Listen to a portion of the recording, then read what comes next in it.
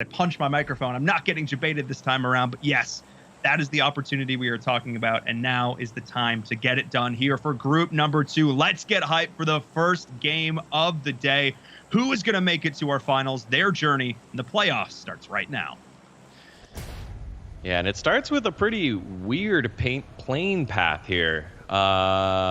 Eastern to Southern, goes over military base. So Cloud9, normally a South Georgia pull team, not going to be able to fly out there.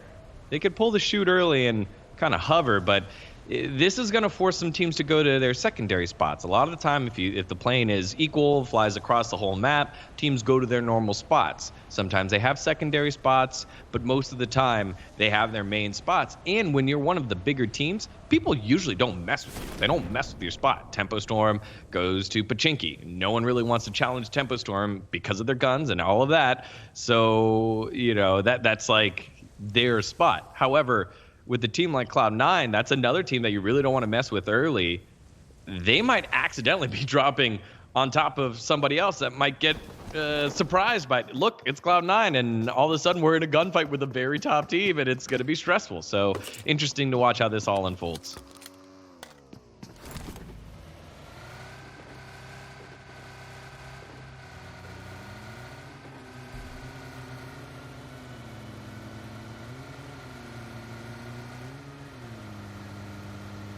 We saw Simplicity get squad wiped in minute 1 there. Apologize. Accidentally muting yourselves. The joys of home broadcasts. Always good times to be had by all.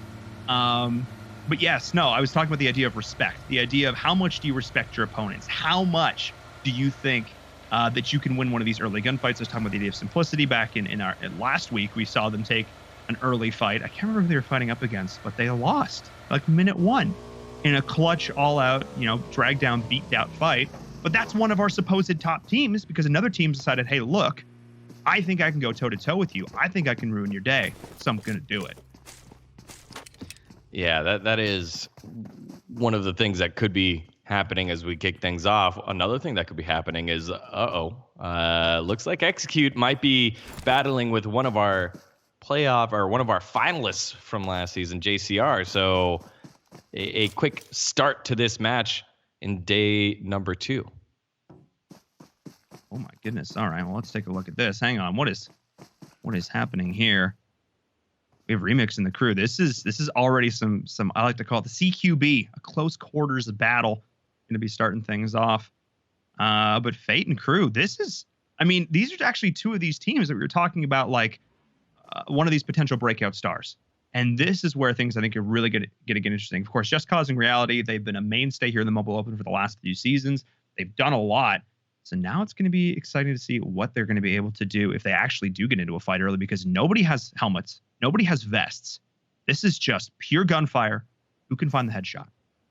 Yeah, and right now, not a lot of support going on for Remix. He's by himself, but it does look like Echo is going to be holding the position here. And JCR's Remix is just going to be holding as well. So both guys are just going to be chilling for now as they feel each other out. The rest of the team has decided to back on off for Execute. They're going to Kameshki to loot on up. And Sammy is booking it straight on over to his teammate. So standoff for now, but the teams will be ready to battle in just a second. And we'll see who could bring the most backup to the party quicker. It looks like JCR is going to be able to rotate the rest of the crew in. They have found themselves a buggy. Oh, man, Echo. This could be the beginning of the end here for him. Oh, boy. He's got no backup right now. I love this decision. Play it slow. Play it passive. We heard the footsteps. We know what's going on. Now is the moment where we can potentially go. I like this position, actually, though, from Echo. He's hearing all the footsteps, but he's not giving himself away quite yet. He might be able to take a 1v1 here. That could be kind of interesting. Yeah, this is going to be tough. Here we go around the corner. Magic looking to take a peek here, and Echo meets him, able to get the first knock here, and it gets traded out for free. Echo now getting another one onto Remix, and JCR just completely botching this fight. Echo having the backup of his teammates at the right time, and now JCR, they was a 3v1, now it's a 1v3, one member left alone. Oh my goodness, the turn is real. Sammy's trying to get himself out of here. Able to door boost on top of the roof. Fame Boys and crew still off in a distance here, keeping the pressure up. Elise, hello. Sammy, the grenades are going to be raining in from above. Can they get this angle correct? That's my big question mark. Fate is trying to get the angle from long distance. Sammy, how does everybody have grenades this early, Degon? Things are getting real spicy. Yeah, Sammy was not waiting for anybody to loot on up, but Sammy does get knocked from distance by Fate. Big pick there. The last one alive. Magic, he's down as well, so only one member left. And it's Dean Trouble, and Dean's going to have to run for his life. Oh, he's the only one alive here for JCR, so a big loss here for JCR. And they were the ones that wanted to initiate this fight. JCR down to just one member, well executed by Execute. Yeah, unfortunately, they did end up losing one there. Fame Boys did go down. The long-distance taps, I think, were able to pick that up. So not getting away fully scot-free. Obviously, we're going to be able to pick up 3 kills, 3 points their way. But, you know, not bad. Not a bad opening here from them. I think they would have liked to have done it in a bloodless victory. But considering how kind of scrappy that fight was, I think they'll kind of take what they can get here. Yeah, and a lot of the times in scrims, you don't see fights until Zone 4, Zone 5. And to have 3 members of a team knocked already, you'll take that 1 for 3. Plus, you have the circle here if you're Execute. Circle is way northeast. And so Yasnaya basically centered on up. You don't have to rotate. It's not in the middle. So Execute feeling okay knowing that they've cleared out this whole northeastern sector of Kameshki and Stalbert. Keep an eye on that as the circle does continue to rotate. A lot of interesting terrain up that way as well. So these rotations could get a little bit dicier for some of these squads. How they utilize their vehicles, I think, is going to be a big part over the course of this game. Is I think something I didn't really appreciate until I started watching more high-level PUBG Mobile. I mean, PUBG in general, but especially in PUBG Mobile. Just how you're able to utilize these vehicles, not only as ways to get ahead in the rotations early, but also mobile barrier and mobile cover that you can eventually just set up when you want to pick the hill you're going to fight on, hopefully not die on later on in these games. And how good teams sort of utilize this, keep themselves separated too. Because I can't tell you, we've seen Doom buggies, man, not Doom buggies, Doom buggies. Because you stack up like a couple people in there and it blows up and there's half your team gone. That's never a situation you want to be in. No. Yeah, driving such a big skill, and it's not just the execution, the driving. It's understanding which direction you need to go at what time, what the terrain is as you approach a different place. So are there trees that are going to cover you as you need to rotate through? Are there hills you need to worry about as you rotate through? And so all of that kind of encompasses the driving skills. A lot of time, all we get to see is cars bumping into each other and someone crashing. That's not the issue. Most of the issue comes from when teams decide to go and a lack of understanding of the terrain around them. Yeah, I mean, at this point, especially on a map on all the maps, these players know every tree, every ridge, every defilade. They know all the angles. They know where they can be shot from when. You'd like to think at this level of play, given the amount of games they've done, but especially in a map like Erangel, which has been the mainstay, the staple for so long in competitive PUBG Mobile, we are actually seeing Asuzuki. Oh man, Accelerate. These are another one of these squads that I'm really excited to chat about. Accelerate, we've seen come up at the Mobile Open and do really great things. I'm excited to see what they can do, especially because I think that was a nom now in hands, the AWM over there for Accelerate. Yep, that is. And it's in the hands of one of the more aggressive players in the form of Asuzuki. This is one of our teams that I think also on the cusp, a little bit different in terms of expectations. Hype has higher expectations in my opinion because of how hard they've been hitting recently. Accelerate's been on that cusp for a little while now, and you start to wonder, hey, are you ever going to get up above the cusp and join some of those tier 2 North American squads right now? So you're hoping that a team like Accelerate can get over it, but maybe a roster change, maybe something of that if the results don't come through. But they have made it here in the playoffs, and they just need to put it together now.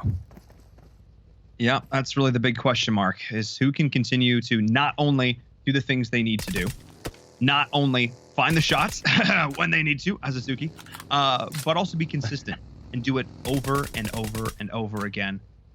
Because again, this is not a one game and you're done. This is 8 matches over 2 days of competition, especially when you're aware that you're not just playing against the 15 other teams in your group, you're also playing against the 16 other teams in the other group, because of course it's not just the top points from 8 from each group go on. It's the top 16 teams across both groups. So you cannot let that pressure get to you. You have to stay calm, cool, and collected, and you have to be able to consistently make the right decisions under pressure. Yeah, well, PK, time to make some decisions because everyone's starting to center up here around the roads and bridges near Yasnaya. You've got Pittsburgh Knights in this spot, Accelerate, where we just saw them pick up the crate. They're in this area. And you got Hype as well. Cloud9 moving into this space. So it's starting to get a little congested, and we're only in zone number 1. That's somewhat unexpected here, D-Gun. Somewhat unexpected, considering that there have been games where we've not seen a kill for the first 15 minutes, just given how passively players are playing, knowing sort of the expected drop locations of a lot of these other teams. Because as you mentioned before, there are other opportunities to scrim and improve, and it sort of gives teams sort of a semblance. And it's the gentleman's handshake. It's like, okay, Tempo Storm, you'll take the Chinky. That's always the example we go to. But, okay, Team A, you're going to take Milta. Team B, you're going to go over to Novo. Like, there's a lot of sort of unspoken agreements that these teams make in the early game, and when the circles start to shift like this, all that kind of does go out the window. Yeah, because a lot of the time where you drop also dictates where you're going to rotate to. So it's kind of like it goes hand in hand. So we'll see where these guys decide to rotate on in and out. Circle waiting for it to pop further north. So Execute had that spot over in Kameshki and Stelber. They loot up even more near the shooting range in Severny, and now can decide where they want to rotate on in. Cloud9, they decided not to head on over to Yasnaya through the bridge. They went north. Now they're going to head over to Yasnaya and hold those apartments for a little bit longer. Everyone else, it's a big Mad Max drive from the southern part to continue heading north and find some space. Yeah, this is a hard shift and a hard shift.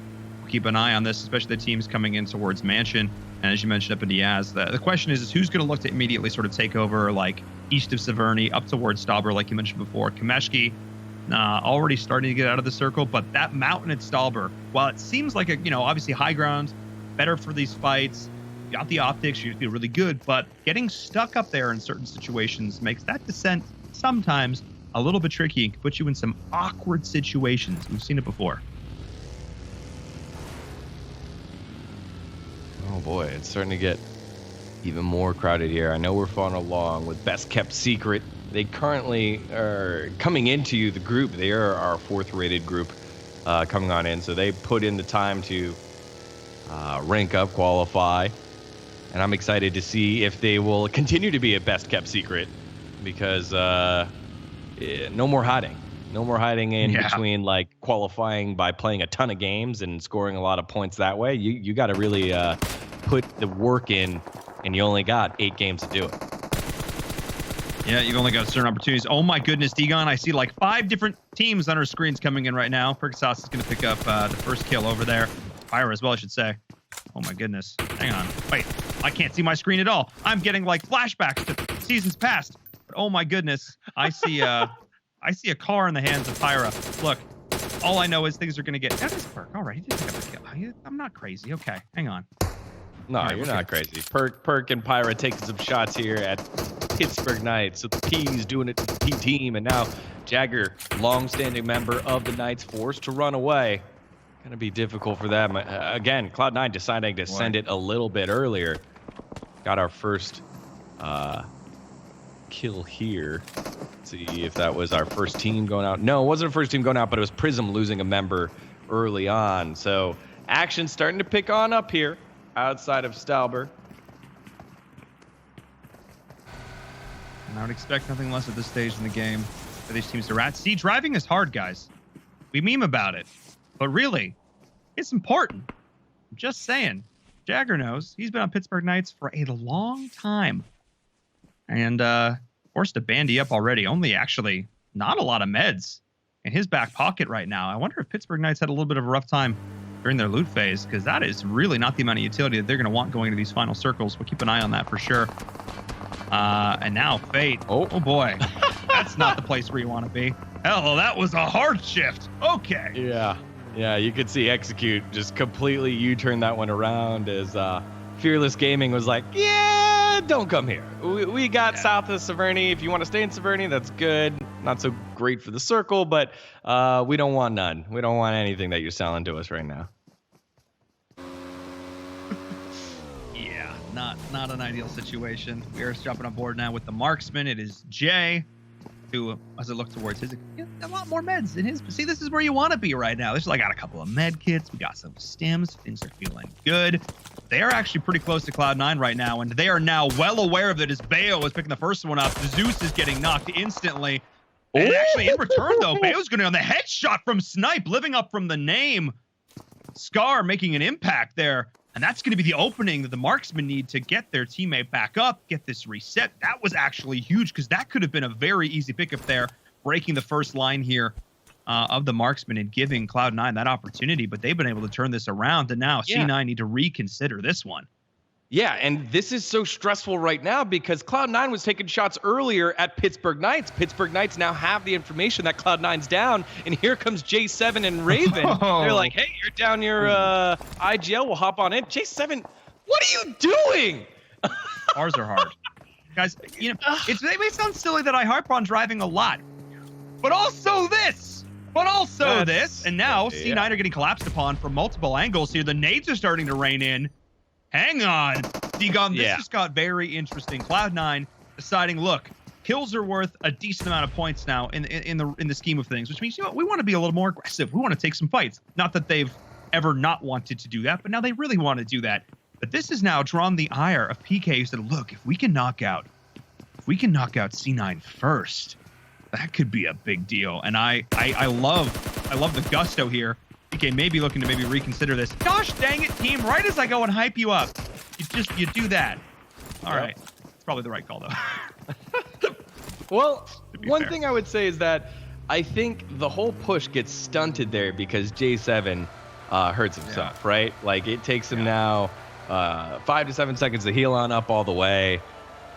I like the idea, but the execution just oof. And now PK forced to back on off, and you could see him heading back to their old location where and just leaving Cloud9 away. I wanted to touch on the fact that Bayo gets knocked again. Bayo's been getting knocked off of these scouting missions a lot recently. Over the last 2 weeks, there's been a decent amount of the untouchable Bayo getting touched. There's a lot of time where he goes out on his own and scouts out the information and gets, you know, and then joins the team or makes a big play. Hasn't been able to do that as recently. Now Survival's going to make a big play for Prism as Prism comes on in and gets the initial knock. Rad on the side there, able to trade this one back and flush the kill. So although Survival's down, still a 3v3 as Scuba is still in the house and forced to run away. So a big win there by Hype to send it early.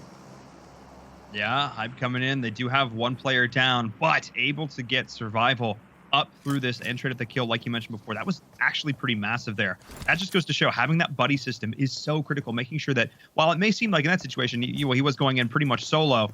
Oh, that's the nade. We're going to pretend didn't happen. While he seemed like he was going in solo, he did have his teammates at his back as they were looking to take over that compound. We'll keep an eye on with them. And now Jagger, Car 98 in hand, got some optics to work with as well. This is a favorite combo for a lot of players here who feel comfortable with it. This is one of these guns that in the hands of the right person, it feels amazing. And for everybody else, it's like, dude, just, you know, maybe grab an SMG. You know, it's probably Yeah, the age of bolt actions have slowly faded out. Not a lot of time where you see someone roll with this or the Winchester when we go over to Miramar. But you know, it's been around for a long time. Maybe Jagger. He was the first member signed by PK. He's been around for a long time. Maybe it just feels good. Look, man, I ain't complaining because look, we've seen normally it's like M24. Normally it's like AWM shots. But we've seen some sick headshots, even just last week in the ESL Mobile Open playoffs. So call me old school, the old frag videos, like Halo back in the day. Like, I like seeing some stick snipes, man. That translates all the way here in 2020 to the world of PUBG Mobile, as we are seeing Accelerate getting into a potentially dicey situation here. Fearless Gaming might be looking to take a fight here, but I'm not sure if they necessarily have the best angle looking up this hill. Yeah, you saw the AWM knock early on, knock or flush. And so the early decision to pick up the first crate working out well here for Accelerate. But as you said, Fearless Gaming getting a little bit of a taste of the mobile open as Accelerate continuing to rotate on forward. You could hear the vehicle noise as Fearless is like, yeah, maybe we shouldn't be trying to fight uphill against the team. Not our best decision making. As there's Dean. Dean was hanging out for a very long time, the last standing member here for Just Cause of Reality. He's going to have to sneaky snake his way on in. I mean, he found a rock, man. Just chilling. Or maybe it's a boulder. The pioneers rode those babies for miles. I don't know. He's just chilling on the edge of the circle. He's just hanging out. I don't hate it. Now, look, at this point, he's just playing for placement. Because currently going out in 14th will net you 1 whole point. And given the fact that we already see teams like, I don't know, Wildcard at like 112, I think you need more than 1 point. So I don't mind this decision here. He's going to try and survive as long as possible. But lol, we have a city finish, Degon. I don't hate it. Let's go, team. That's not super fun for most people. Just like right now, the marksman not having all too much fun. Shots raining down all over the place from Execute. Maybe gives Dean an opportunity to run away. But the focus now onto the marksman by our Execute squad. 4 kills already, with 47 people still alive in this map. And Execute might be primed for a big day if they can continue finding teams in rotation and landing their shots. Yeah, and of course, Execute coming in as one of the top seeds in this lobby, one of the top seeds overall. And now Cloud9 finishing what Pittsburgh Knights started earlier. You can see it in the kill feed. And that is going to be Pittsburgh Knights cleared as well, I think. Oh, almost. I think they only have like 1 player standing here. We still see all 14 teams still up in the lobby. But that's still 2 members dead now. My goodness. This is where the action is going to start to heat up, Degon. We knew it. That hard shift back down south into Yaz is just going to make this so claustrophobic when all these players start moving in. There's only so many buildings to claim. Yeah, great stuff there early on by Cloud9. And I just go back to the moment where PK messed up their send it. They sent it on in, and they didn't finish the job. They got punished. We got to see for a little bit there, Team Venerated. You saw VR. They finished off the Marksman. So we have our first team out now. Marksman couldn't find a place to go. They got pushed off earlier by Execute. Then they run right into Venerated. And Venerated cleaned that one up. The first team out are the Marksmen. And the Marksmen were coming in as our number 5 team in this group. So they'll have a couple games to try and bounce back. But not the start that you want to see. No, certainly not. And I think one of the reasons that we're giving some of these teams a hard time is because we know they can perform. We know that these are teams who can go clutch, have played on the biggest stages, have competed in our live finals events, places like the Barclays Center and DreamHack Atlanta. We know that these teams can execute in these situations, so we really do expect the best of them here. But I also think it speaks volumes about the quality of play overall in the lobby. Is now G3 getting knocked at range. BKS able to come in there, pick that one up. Oh boy. And now this is going to get very interesting. This is going to be Saving Private Ryan at this point. But through all this, Cloud9 is still in the fight. Oh my goodness, these long range shots. This is the third party you never want to be witness to. Oh my, as Cloud9 is going to pick up another kill here. That is the 4th one here for them. And they're also taking another fight with this is just non-stop action. Cloud9 has been able to find every single fight on the map, Degon. Yeah, and Pittsburgh Knights owe Cloud9 here because best kept secret had him pinned down. There was nowhere where I think Raven could go. I think it was G3 the one that got knocked. Yeah, there was nowhere they could go. Cloud9 coming up huge on the rotation. And I think best kept secret, they were in such a great spot, now only down to a couple members because everyone's getting chunked. Dark has to go head-to-head against multiple members. Eventually, he should fall here. Yes, he falls. Best kept secret, the next team out. And Fearless Gaming making an aggressive push and cleaning up what Cloud9 started. Got themselves 2 kills, 2 points in the book. But now they're the ones starting to take a lot of fire.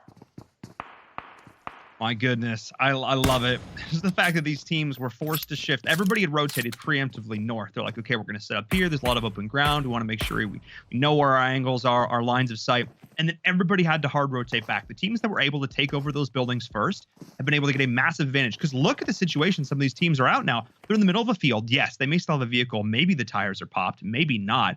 But you still have to full send at some point. You're still going to have to move into this. And there's just these couple buildings, apps north, and then that field. This is not ideal. And now Fearless Gaming is caught out. This is the exact situation I'm talking about. There's just not a lot of cover to be had. Oh, there's not. And they just had one buggy blow up. It looks like they're trying to send it on a second buggy. And Raven's all over right now. They put a ton of smoke nades down to see if they can possibly use that buggy as for cover for a little bit longer. But man, like, you got PK, you got Cloud9, you're in a rough spot. Luckily for them, I think they are inside the circle. So you could see how they reposition that buggy for extra cover on that side, but that buggy hasn't exploded yet. They gotta be careful here. Yeah, and this is what I was talking about earlier, how you utilize this is just an additional resource, like anything you keep in your inventory. The idea that you can deploy indestructible mobile cover. It's pretty darn cool. I'm still just trying to take these shots. I wonder how much 7.62 ammo is. Guys, this is going to be here a while. We'll keep an eye on this one for sure, as all the teams now pretty much still in the circle have been able to take over a building of their own, which means that this is going to be really slow action, except for the vehicle that I see moving in towards the north. We'll keep an eye on that. The Starluck trying to get some shots down in towards Null. Null, another one of these team favorites here in the mobile open. Can he find it in through the window is what he's looking for with the bounce? Oh my! He actually damaged him there. That was sick. Yeah, he was able to get a couple there, plus the shots onto Twinkles. And so Red Reserve Starluck plays on a couple rosters, actually looking pretty good right now. Will have some time to heal, but with Yasnaya still inside the circle, Complex is still inside the circle. It's so difficult if you're a team that sent it early right now, as Rad forced to be on their bellies, just hang on out for a while. We're following along Fearless, and Dean still alive, barely hanging on right now for JCR. Oh, Dean, look at you go, Dean. You're just doing it, buddy. Little slippery snake in the grass. He's heading right in towards Fear though, and he's wearing a bright pink dress, so maybe spotted out in the ground. I don't know. This will be fine. But still, I think this is props to him because, again, this was not the start they wanted, but this circle is going to move, and he's going to have to move too at some point here, Degon. 29 seconds and counting. Is he going to try and third-party this? I think he's... Maybe, right? Maybe. I really have no idea what Dean's trying to do. You're moving away from the circle. There you go. He has the information. Oh, boy. Gonna take the shots and coast! He gets shot from coast to coast. He thought he had the coast was clear. There's Dean. Finally gets taken down. What? It's actually Red Reserve picking it on up. And Rage is going to be the beneficiary of the points. Thank you so much. Gets the kill.